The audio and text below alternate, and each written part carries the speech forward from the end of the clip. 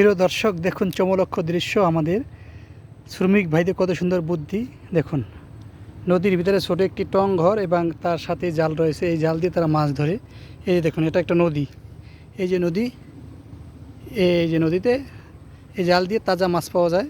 দেখুন, তারা বাঁশ দিয়ে সিঁড়ি দিয়ে এই ঘরে যায়, টং ঘরে গিয়ে বসে এবং এই জালটি ফালায় পানির ভিতরে।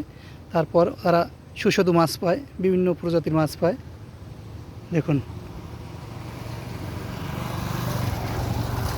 পাশেই রয়েছে বড় ধরনের একটি রাস্তা, মেইন রাস্তা।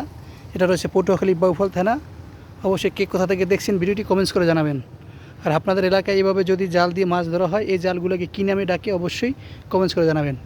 আমি এই জালগুলো নাম জানি না, তবে আমাদের গ্রামের ভাষাগুলোকে বলে সম্ভবত ধর্মজাল, কিন্তু নামটি সঠিক আমি জানি না। অবশ্যই আপনারা কমেন্টস করে জানাবেন এই জালগুলোকে কী নাম বলে।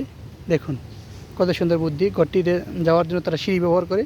এখন সিঁড়িটি নেই, যখন মাছ ধরবে তখন এসে আবার সিঁড়িটি লাগাবে। সিঁড়িটি তারা সরিয়ে রেখেছে। দেখুন পানিতে টইটুম্বুর, দেখতে থাকুন।